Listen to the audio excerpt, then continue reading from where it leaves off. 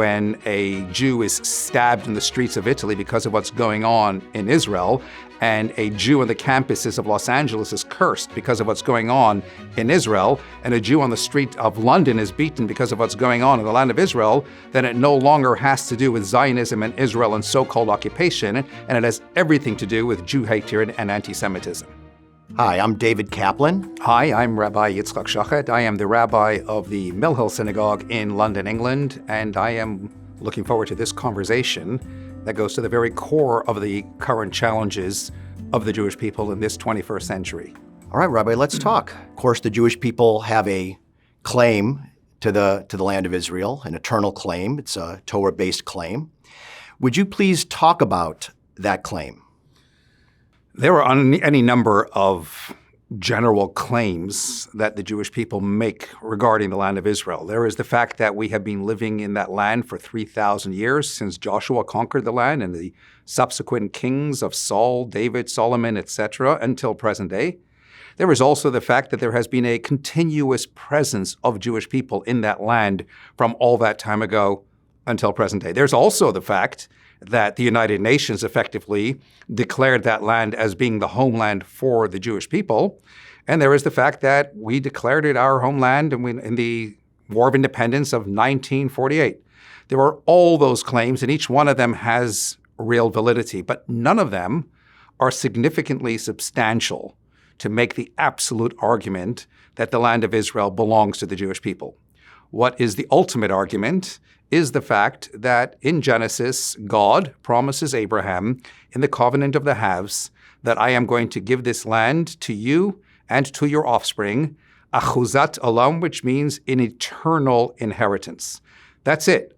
God promised the land to the Jewish people, beginning, end, period. Let's talk about the Torah basis for the claim. There's a secular basis and there's a Torah basis. You mentioned the promise to Abraham, but there's also a famous Rashi commentary regarding, I think it's the very first verse of the Torah. Would you talk a little bit more about that Rashi commentary? People wonder why it is and how are we to cope with the continuous challenges about our rights to the land of Israel. It seems that the whole world is obsessed with Jews and their rights to the land more so than anything else. But this was already foretold by Rashi, Genesis 1:1. Rashi, the commentary par excellence, makes a simple observation citing Rabbi Yitzchak of the Medrash, who said the Torah need not have begun with the story of creation. After all, it's not a history book. The Torah is all about the laws that the Jewish people have to adhere to. Why then did it begin with the story of creation? Continues Rabbi Yitzchak, because there will yet come a point in time when there will be those who will say, again, using the words, listim atem, you are thieves. You have taken the land forcefully for yourselves. And the counter to that, continues Rabbi Yitzchak, as cited by Rashi, is that in the beginning, God created the heavens and the earth. That is, the whole world belongs to God. He chose in the first instance, yes, to give it to the other 7 nations. And when he so desired, he chose to take it from those 7 nations and then give it to the Jewish people. It's quite astounding. To all intent and purposes, Rashi could have been sitting in a CNN newsroom. He could have been sitting, Rabbi Yitzchak of the Medrash could have been sitting in the New York Times editor's office, having a conversation today, as they already foretold way back when. But that's the hard fact as it stands. So we've got a secular basis for the Jewish claim to the land of Israel through the United Nations and other governments. We've got a spiritual claim through the Torah, through Rashi, through Abraham. Yet, you mentioned a little bit earlier, the world in a lot of places are still not accepting of this or skeptical of this. As Jews, what are we to make of the world's opposition? I mean, we believe that we have the correct position and it's in our tradition and we're very comfortable with that. But how should we as Jews deal or accept or address how the world feels? This goes to the core of the world is obsessed not just with Jews' rights to the land of Israel. The world is obsessed with Jews, full stop. Once upon a time, it was the case of Jews to Palestine. Now it's Jews get out of Palestine. We're not wanted here. We're not wanted there. And each time there is some sort of claim based on some other historical pretext, the reality is that the world obsession about our rights and our claim to the land of Israel has a lot more to do with their obsession with Jewish people. And if they can see us homeless and they can see us as wandering back in the desert for another 40 or 400 years, that would make them so much more happy. But the hard fact is that we are back there and we are there to stay. This obsession with the Jews, it defies logic in a lot of ways. We're very small people. We're peace-loving people. Why do you think there is this obsession? Why do you think there is? What is the root cause of this anti-Semitism and obsession? If we were to try to look for a root cause to anti-Semitism, we'd probably be able to eradicate the cause by striking at the roots. But fundamentally, anti-Semitism is an irrational hatred. Or you might describe anti-Semitism as a virus. Viruses mutate, anti-Semitism mutates. Once upon a time, it was in Nazi era, and before that in communist era, and whenever else besides, just a blatant and overt hatred of the Jews.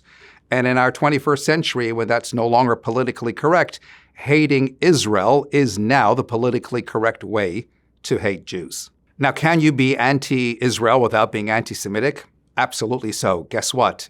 Israel alone is filled with people who are anti-Israel or anti the government of Israel. It's called democracy. But the reality is that for the vast proportion of people out there, the lines have become fundamentally blurred.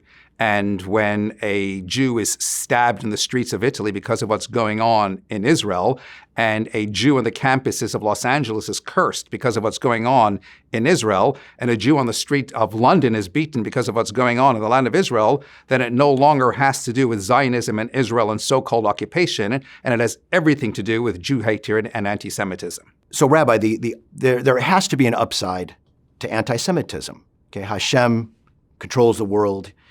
He's active in every possible way. And so there is only good.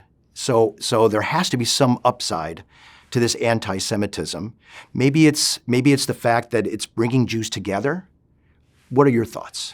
Let me be clear. I am not going to justify God for allowing the manifestation of anti-Semitism in the way that it is expressed in our world today. I can't explain why God allows it, and I'd rather certainly that it wasn't the case. However, the hard fact is that, as is evident since October the 7th, so many Jews who previously didn't necessarily identify are absolutely coming out of the woodwork. I was on a plane to Israel just 4 weeks ago to celebrate my son's wedding. As I got up to stretch my legs, a woman comes over to me and she says, "You're Rabbi Schochet, aren't you?" And I answered her, as I often do, all depends who's asking. And she says, "I read your column every week. I want you to know I disagree with everything you have to say." And I looked to her and I said, "Okay, mind if I ask why?" And she said, "Yes, because you're very right-wing, you're very narrow-minded. I don't believe in any of that stuff. I don't identify at all." And I looked at her, I said, "Lady, we're on an El Al flight en route to Israel. Do you know that?" And she looked at me and she said, "Yes, I know. Since October 7th, everything's changed." And then she walked away. And I've been thinking about that ever since. Since October 7th, everything's changed. That is to say, again, Jews who openly talk about the fact that they don't identify are suddenly finding themselves connecting, suddenly finding themselves identifying. Beyond that, in specific to regard to anti-Semitism itself, so just last week, my son took a little table, opened it up on the Mill Hill Broadway in my neighborhood, and started to put on tefillin with people who were passing by on a Sunday afternoon. One couple happened to walk past. My son said, "Would you like to put on tefillin?" And he said very politely, "No, thank you," and proceeded to walk on. Not 5 minutes later, 3 Middle Eastern individuals walked up to my son, and I hasten to stress this is an extremely rare occurrence in my neighborhood.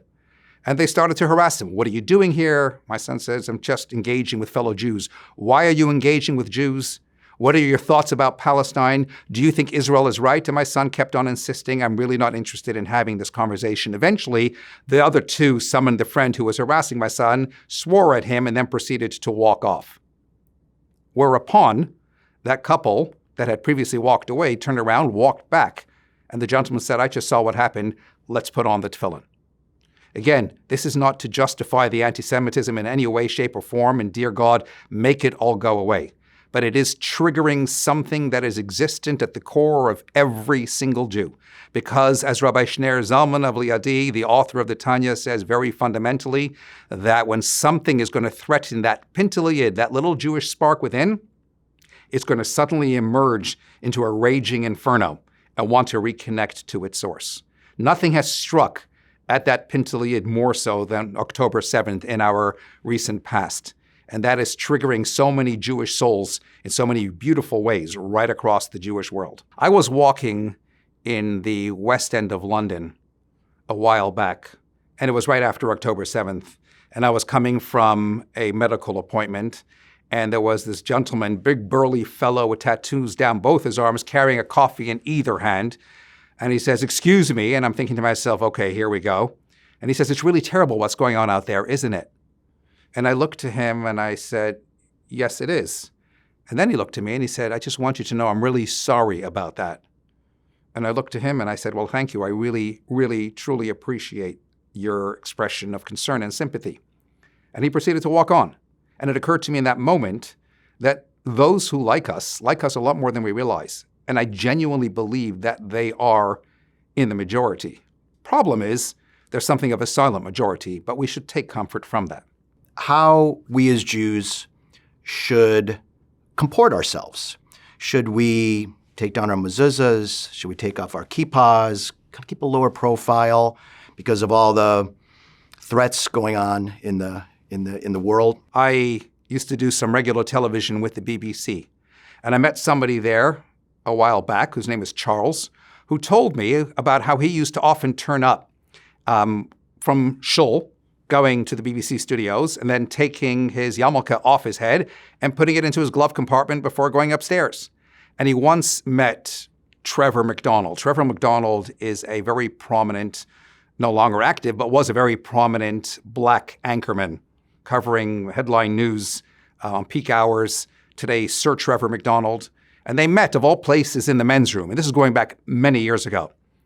And Trevor McDonald looked at him and said, "Oh, you're the guy from upstairs." He says, "Yeah, I see you coming often in the morning, and I can't help but notice that you're wearing your yarmulke on your head when you come in, but you take it off before you leave your car. Can I ask why?" And he said, "This is the BBC after all. I don't want to stand out. I don't want to look different." And Trevor looked to him and said to him, "Do you know that I am the only black person working in this building at the moment?" Again, this is many years ago, apart from the cleaner. He says, "How do you think that makes me feel? I am the only black individual on the board. And as soon as I walk into a board meeting, I immediately sense my difference. How do you think that makes me feel?" And then he looked at Charles and he pinched the skin of his face and he says, "You see this? This is who I am. It doesn't wash off." And those words need to resonate ever so forcefully with every single Jew, because running and hiding is never going to do you any good.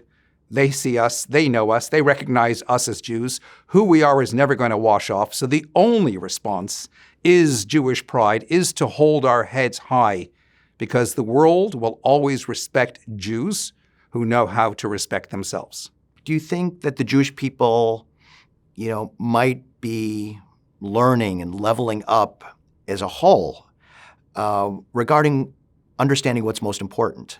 Before October 7th, we all know there was a lot of strife going on in Israel.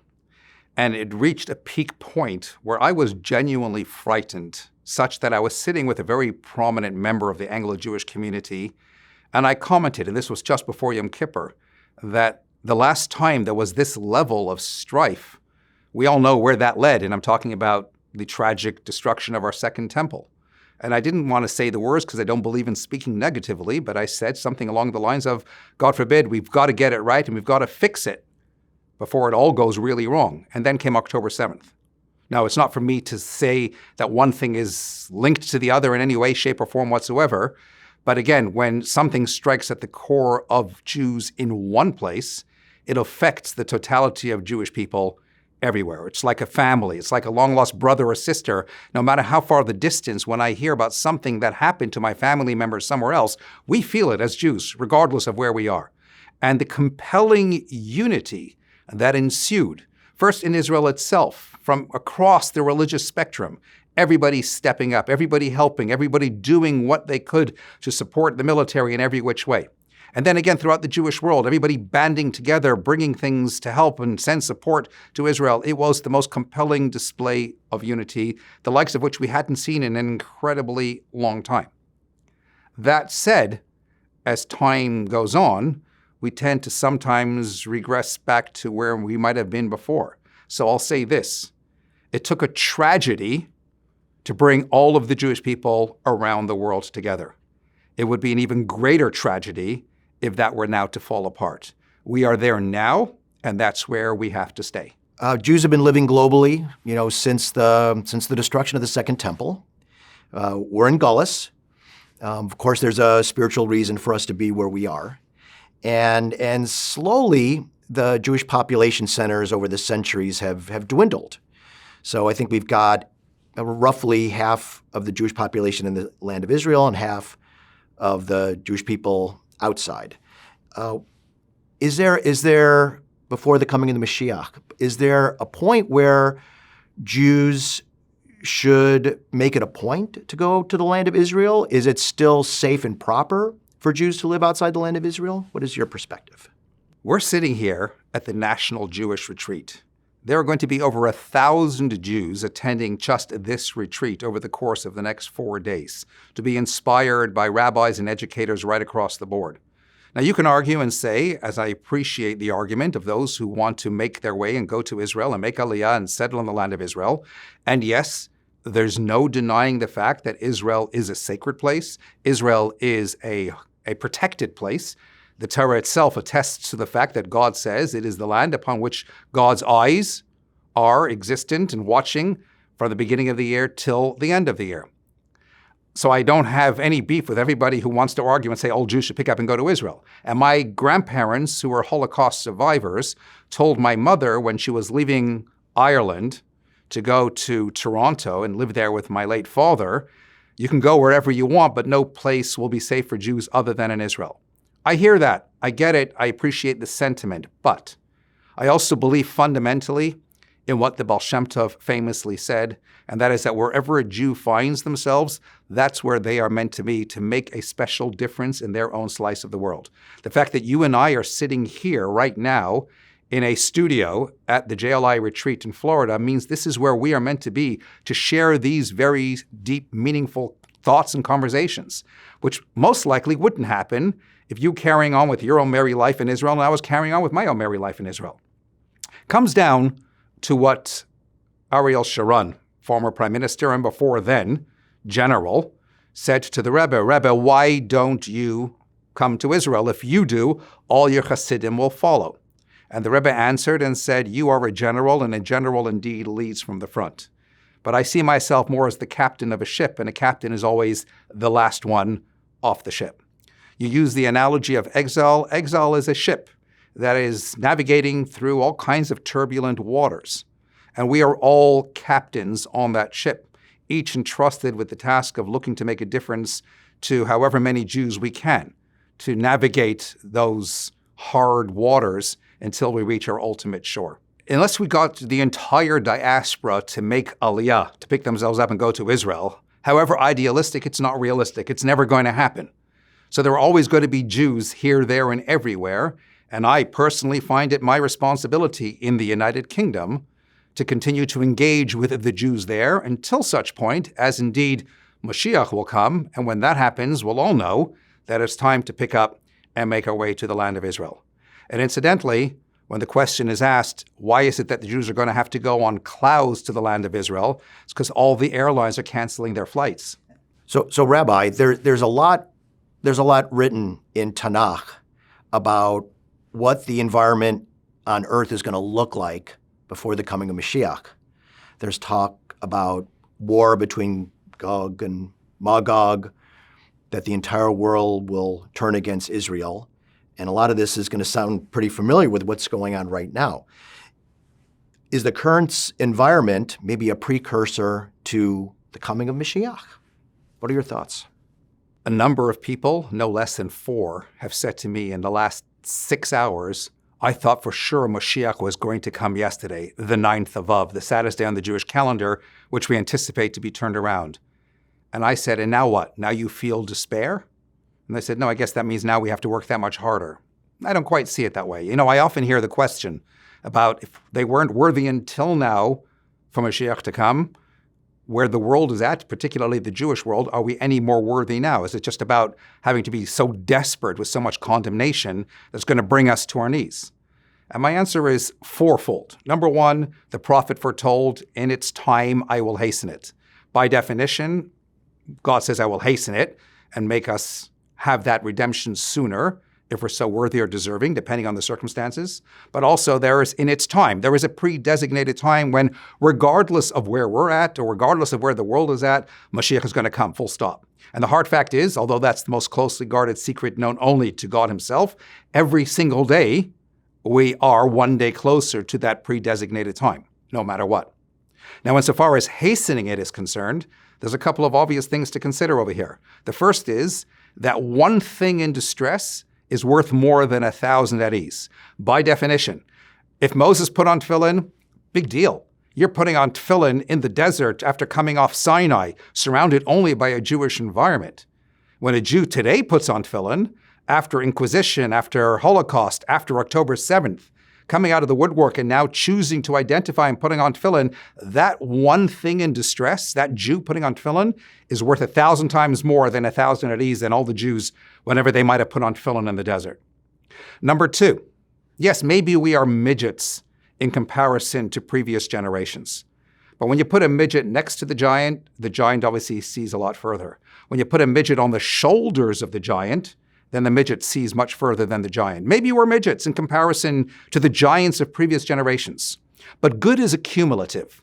Bad dissipates. That is to say, all the good deeds of all the previous generations, coupled with our own good deeds, and maybe their deeds were worth, $5 each deed, and our deeds are only worth 5 cents. But all of a sudden, now in the bank account, we have $5.05, which means that the sum total has added up even more so to bring about our redemption. And finally, I always argue that if you want to dismiss all these arguments, you want to say, no, but we're still not worthy and deserving of Mashiach, well, we say in our prayer services, particularly on the high holidays, because of our sins, we've been exiled from the land. That's the punishment. Guess what? It's 2,000 years later. It ain't working. And dear God, if it isn't working, any normal parent knows you just take away the punishment. Rabbi, you got a microphone that goes to the entire Jewish nation. What are the 3 things that you would tell them? Stay positive, keep the faith, baby, and Mashiach is coming. Thank you for watching this Jewish Learning Institute video. If you enjoyed it, please click like and subscribe.